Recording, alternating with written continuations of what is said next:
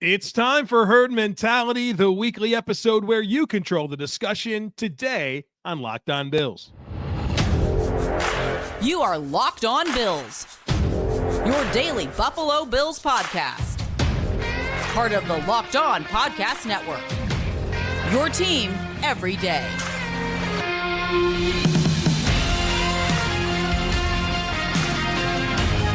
What's up, Bills Mafia? It's Joe Marino, author of Go Bills and Buffalo's Run, also the co-host of the Locked On NFL Scouting Podcast, and I'm your host of Locked On Bills. Want to thank you for making Locked On Bills your first listen every day, and a big welcome and shout out to our everydayers. You know who you are. Those of you who never miss a single episode, I appreciate y'all being here very, very much. I'd also like to invite you to subscribe or follow for free on YouTube or wherever you listen to podcasts. We're part of the Locked On Podcast Network, your team every day. Today's episode is brought to you by Jase Medical. Empower yourself when you purchase a Jase case, providing you with a personal supply of 5 antibiotics that treat 50-plus infections. Get yours today at jasemedical.com. That's J-A-S-E medical.com. Well, folks, it's Herd Mentality. We also need to talk about the Bills adding Josh Norman to the practice squad. So we're going to start with the Josh Norman move, and then we're going to get into some great Herd Mentality topics, including Dalton Kincaid in 12 personnel, Josh Allen the runner, Trey White, injuries, trade ideas, all kinds of stuff here on today's podcast. So let's do it, and let's start with Josh Norman. The Bills added Josh Norman, cornerback, to their practice squad, and this is the first of several moves we are expecting this week. Obviously, Daquan Jones and Matt Milano are going to the injured reserve list, and that creates 2 roster spots.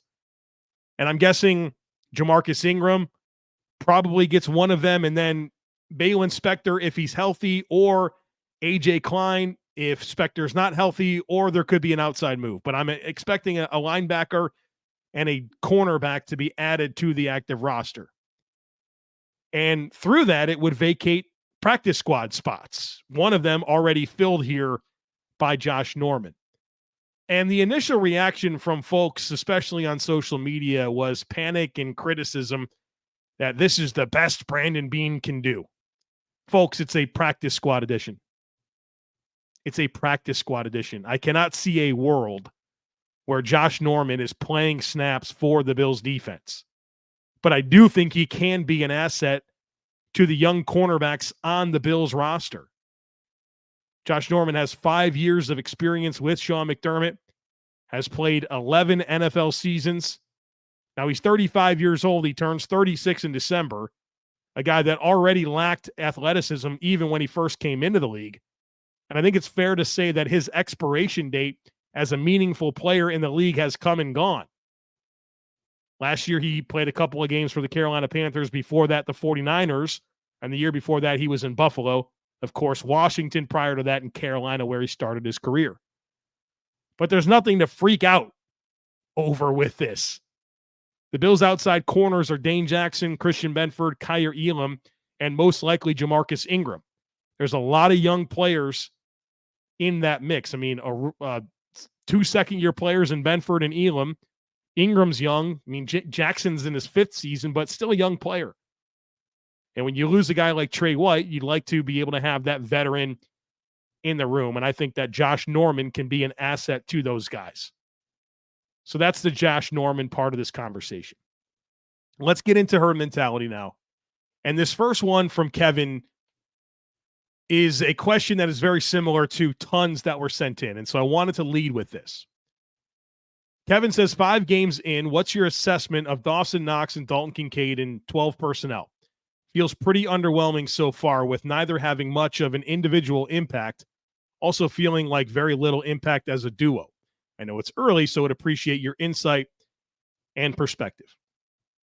All right, let's talk about this because, like I said, a lot of questions. The first thing that I want to establish in this conversation is very important. And it's that the Bills' passing offense is really good. One of the best in the NFL. The Bills are 4th in passing yards per game, despite being 11th in attempts. They're third in net yards per passing play. They're number one in completion percentage, fifth in passer rating, third in EPA per pass. That is outstanding. We're talking about a top-tier NFL passing offense, likely a top 3 caliber unit to this point. So this entire conversation over production as it relates to the Bills' passing offense isn't about the actual results, because the actual results are great. It's not about the actual results of how it's performing.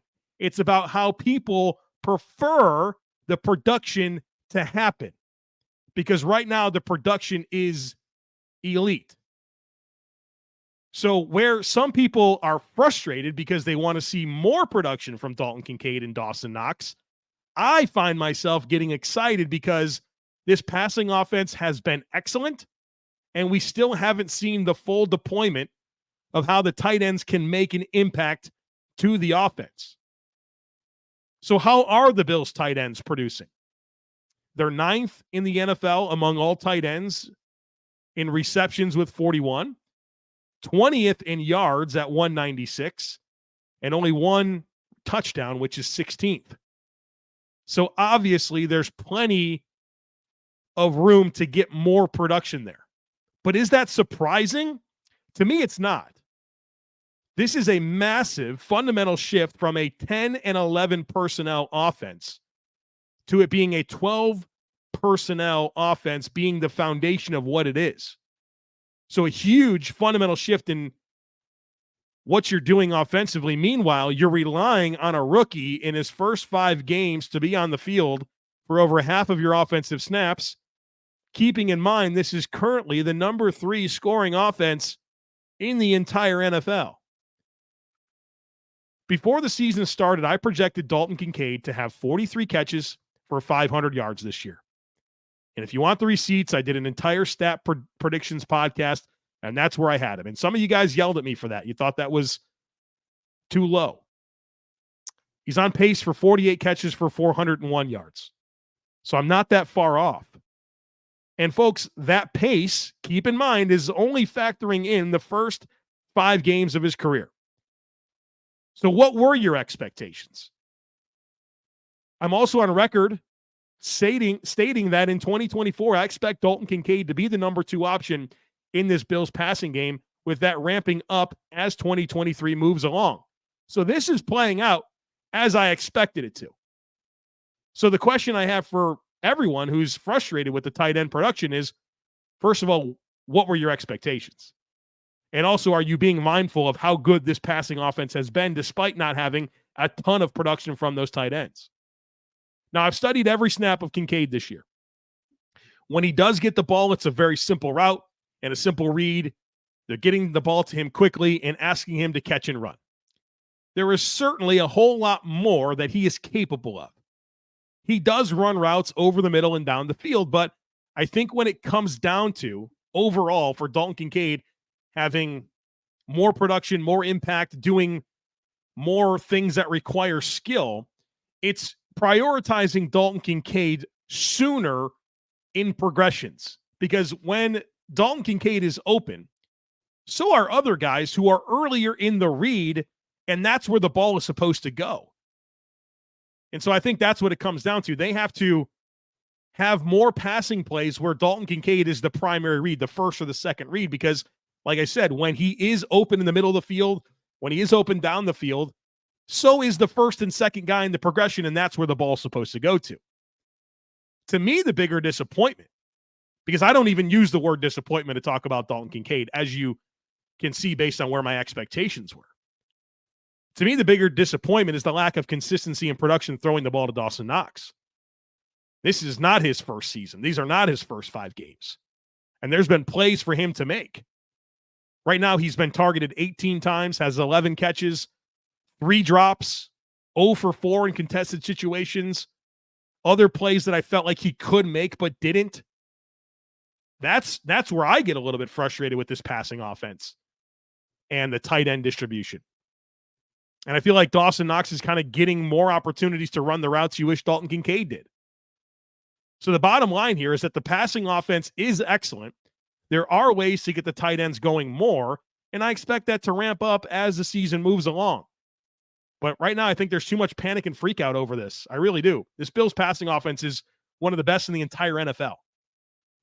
And so just because the production isn't happening the way you want it to doesn't mean the passing offense isn't good, because it's very, very good.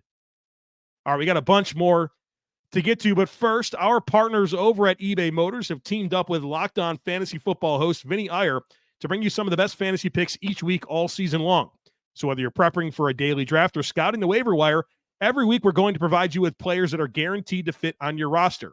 So let's see who Vinny has picked out for us on this week's eBay's Guaranteed Fit Fantasy Picks of the Week. Baker Mayfield, to the surprise of many, has been a borderline QB1 in fantasy while enjoying his most efficient season as a reality passer. Coming off a Buccaneers Week 5 bye, he should need to pass for high volume in a matchup with Jared Goff and the red-hot Lions at home in Week 6. Mayfield has been locked into a variety of receivers, and the Lions can struggle to cover slot target Chris Godwin and tight end Cade Otton. The Bucs also won't be able to run as much on Detroit, leading to pleasing passing digits from Mayfield. Vinny Iyer from Locked On Fantasy Football is going to help you win your fantasy championship, and eBay Motors knows a championship team is about each player being a perfect fit. Same with your vehicle. With over 122 million parts for your number one ride or die, you can make sure your ride stays running smoothly. Brake kits, LED headlights, roof rack, bumpers, whatever your baby needs, eBay Motors has it. And with eBay Guaranteed Fit, it's guaranteed to fit your ride the first time, every time, or your money back. Plus, at these prices, you're burning rubber and not cash. So keep your number one ride or die alive at ebaymotors.com. All right, the next one here comes from Alex. Alex says, I know Josh Allen running less is overall a good thing, but do you think the pendulum has swung too far in the opposite direction?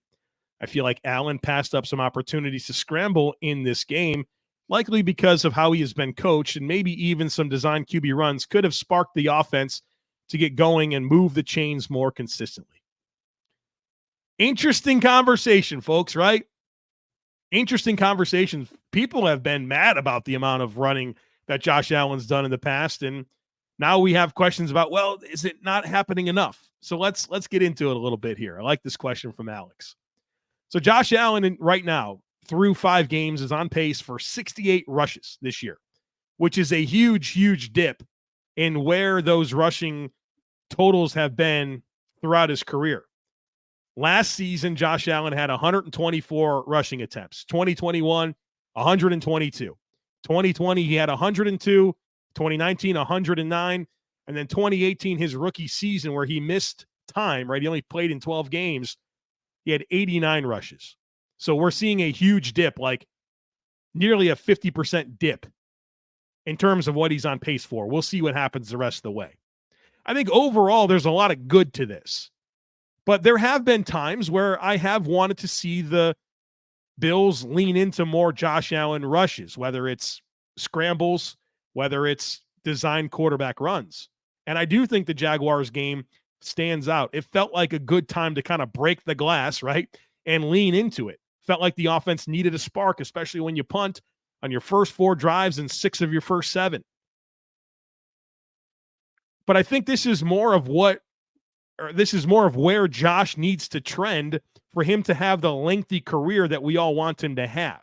Now, something I've said emphatically on this podcast that is absolutely true is that quarterbacks don't get hurt running the football. They get hurt by taking hits in the pocket, right, where they can't really defend themselves, right? That's where you get most concerned about quarterback hits, but all the hits add up.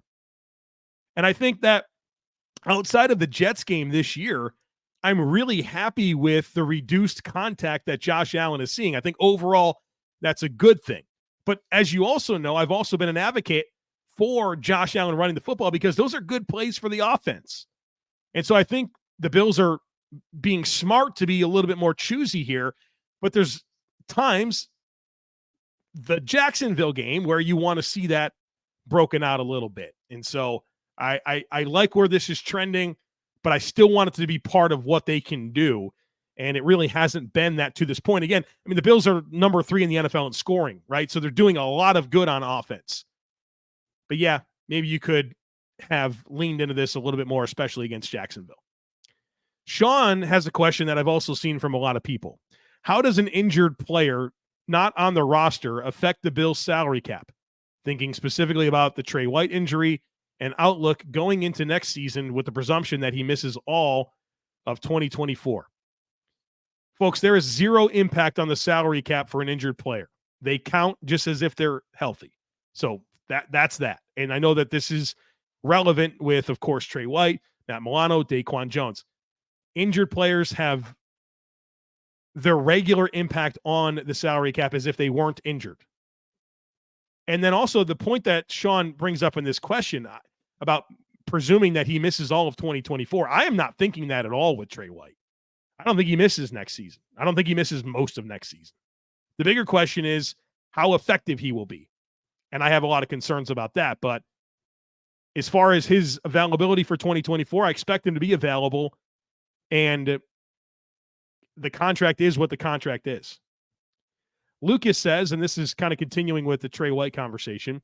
Lucas says, I've thought about this before his injury in terms of his later career, but with the Achilles, this scenario could play out a little sooner than expected. I would like to see the Bills move Trey White to safety for next year. It seems his style of play and IQ would be a great asset there. If things don't work out, we can either restructure or release him after 2024 for about $12 million in savings. Do you think the Bills could explore this? Would he succeed and excel in this role? I've gotten a lot of questions throughout the years about Trey White and playing safety, and I've answered them the same. And so nothing's changed for me. I understand the idea. I really do. And the Bills have seemingly enjoyed their safeties as guys that have experience at corner. There's all the signs and signals are there that, okay, Trey White, end of his career, move him to safety. It makes a lot of sense. He's got ball skills. He's got good IQ. I agree with all of that. Here's where I get very, very concerned about the idea of playing Trey White at safety. He's not a physical player. He's not a guy that I think of as a physical guy. He's not a great tackler. And those are things that you need to have more of as a safety. And so that's where I get concerned. He's not a great tackler. He's not a super physical player. And so, yeah, I like the ball skills. I like the IQ, but you're still missing some stuff here. And so that's where I have questions about it. Could it happen? Sure. Yeah, I could see the path. I know Sean McDermott would love to have as much Trey White as he possibly can, right? First draft pick of this regime, or well, really Sean McDermott. I know Brandon Beane wasn't around for the pick. I get the soft spot there, but if he's not going to be a great tackler and he's going to lack physicality, then I get real concerned about his future at safety at the end of his career. Dan says, how, if at all, does your perception change due to the recent slew of injuries the defense has suffered? Milano, Daquan Jones, and Trey White are big losses. But reviewing the All-22, it sounds like the defense was death by 1,000 paper cuts, with a lot of players having an off day. A lot of what you read online is the Bills need to sign this player or trade that player, and the defense is ruined. But I'm sure there's a more reasonable middle ground, and I'm hoping that you could shed some light on it. Yeah, I appreciate this question, Dan. First of all, the Jacksonville game, we're talking about a tired football team. The Bills were a tired football team that was shorthanded on defense. And I think what they were able to pull off was admirable. I thought the defense kept them in the game. Now, it's going to be a lot harder moving forward on defense. That's for sure. Those are big losses, especially Trey White and Matt Milano. And Daquan Jones, too. I mean, you can make an argument that those guys were probably playing at the highest level of anybody at their respective position. So, like, Daquan Jones was probably performing at the highest level amongst the D-line. Of course, Milano. And at corner, Trey White was the best the Bills had. But you have to find a way. I promise you the Dolphins and the Chiefs and the Jaguars and the Chargers or whatever good teams there are in the AFC aren't sitting around feeling sorry for the Bills. As I've stated, in the NFL, nobody cares about your problems. Nobody. And you still have a lot on this football team. This offense is completely healthy. You have Josh Allen. You still have a lot of good players. The best football teams find a way. And I'm hopeful that this Bills football team can find a way. It's going to be tougher, but I think you have a very manageable stretch coming up. I think the Bills should absolutely win 6 of their next 7 games, if not all 7. And that should set the tone for what this looks like coming off the bye. Now, hopefully the injuries don't compound, and this is the end of it. But obviously, I'm concerned about that, right? I mean, you got another game on Sunday. Who's going to get injured, right? You can't help but think it. But, I mean, it's all about how you face adversity throughout a season. That's the NFL. That's the league. It's about adversity and how you come out of it. And I think the Bills have been a resilient football team. I've talked about that. Now, last year, I thought it was just too much. The end of the day, it just became too much. And we're talking about a whole lot more than just players getting injured. The best football teams find a way. And I'm excited to see if the Bills can find a way through this, because we're talking about a Josh Allen quarterback team that has a lot of talent still. Find a way. Find a way. All right, let's talk about Jase Medical here, and then I got more to get to. Everyone should be empowered to care for themselves and their loved ones during the unexpected, and that's why Jase Medical offers the Jase Case. The Jase Case provides 5 life-saving antibiotics for emergency use and gives you a peace of mind so that you are not just hoping that you have access to medication in an emergency. Jase Medical makes sure that you have the medication on hand. Jase Medical is simple. They handle everything from the online evaluation to licensed pharmacy medication delivery and ongoing consultation and care. So don't get caught unprepared. Get $20 off these life-saving antibiotics today from Jase Medical by using my code LOCKEDON at checkout. That's jasemedical.com, JASEmedical.com. All right, folks, we got a few more to get to here today. The next one comes from Vin. Vin says, would you trade for Jerry Jeudy? Also, if we could only afford to trade for one position of need, what position and who are you trading for? What would you be willing to trade away? So as for would I trade for Denver Broncos wide receiver Jerry Jeudy? Sure. I mean, I wouldn't pay much for him. I don't really find myself concerned about wide receiver, but he'd be a nice addition. I mean, he's a good player. I don't think he's an elite player, but if you packaged a mid-round pick for him, would I take him back? Sure. As far as the position that I would be most interested in going after, and I think you look at this Bills team and you think about linebacker, you think about cornerback as the 2 spots where you would want to make a move. And corner is the position for me that I would focus on if it could only be one. And yeah, I have a lot of concern about Dorian Williams and Tyrel Dodson having bigger roles on this defense. I mean, one of them is going to start next to Terrel Bernard, and they're perhaps both going to play. But the premium position is corner. And if you told me that Dane Jackson and Christian Benford would be the Bills' starting corners for the rest of the year, I'd say that's probably okay. But Christian Benford has been injured 3 different times that cost him to miss time, and he's been in the NFL for 1 season and 5 games. I mean, that concerns me. I'm a little bit more optimistic on Kaiir Elam after watching the tape, like I talked about. And let me kind of clarify some of that. Kaiir Elam still didn't play well against Jacksonville.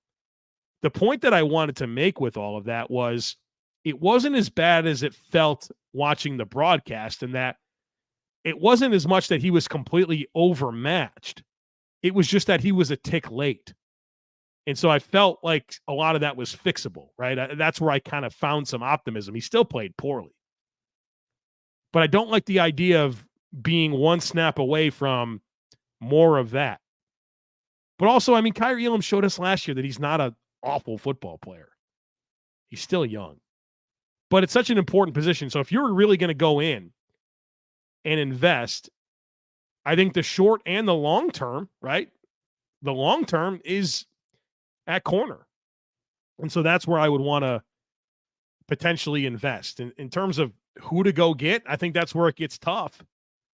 I know the name that everybody brings up is Patrick Surtain from the Denver Broncos, and I have a lot of questions about that. First of all, why on earth would Denver be interested in trading away one of the best young cornerbacks in the entire league? I mean, they have had so many misses personnel-wise. Why would they be interested in that? Secondly, that's going to cost you 2 first-round picks and more.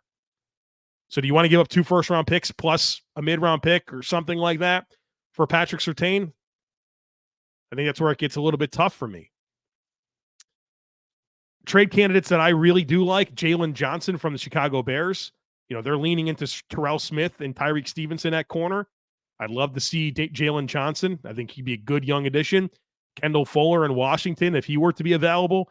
Adoree Jackson with the Giants, if he were to be available. Those are 3 guys that I like that are on bad teams on expiring contracts. And so that's what makes it reasonable to me. So if they were to make a move, Jalen Johnson, Kendall Fuller, and Adoree Jackson would be the guys that I'd like to be considered. If they were to make a trade at linebacker, 2 guys that I really like, Jordan Hicks from the Vikings, Frankie Louvu from the Panthers, I think both would be good fits. So I know you limited it to 1, but if I could throw a couple names out there at linebacker, those are guys that stand out to me. The next one here comes from Dalton. Dalton says, with Daquan being out indefinitely and assuming we stick with what we have, Oliver, Phillips, Ford, and Settle on the active roster, do you think we might or should see a higher percentage of snaps for the defensive ends, bumping inside on third downs and other pass rush situations? I really like some of the combinations they have with the emergence of AJ and the return of Vaughn along the D-line. Yeah, I think so for sure, Dalton. And I get really excited about what these rush packages can look like. I mean, you can have a situation where Von Miller, Leonard Floyd, and Ed Oliver and Greg Rousseau are your 4 rushers. And that would be incredible to me. You also have Shaq Lawson and AJ Epinesa who can reduce and rush inside. And so I think you can lean into that for sure. You have some really exciting options, but at the same time, Rousseau needs to get healthy. Vaughn has to ramp up, right, and prove himself that he's back. And that doesn't even consider Shaq Lawson, who missed last week with a toe injury. So you still kind of have to get healthy for this to happen. But I get very excited about what it can look like. As for the defensive tackle situation moving forward, I think this really comes down to Poona Ford stepping up, right? He's, to me, a really good starting nose tackle in the NFL. And we need to see that happen in Buffalo. And we need more out of Tim Settle. We need more out of Jordan Phillips. And you also hate that you recently lost Eli Ankou, who got signed to the Falcons active roster, because he was a great player to have in the practice squad that may be considered for a roster spot at this point in time. But these defensive tackles not named Ed Oliver need to step up in a big way moving forward.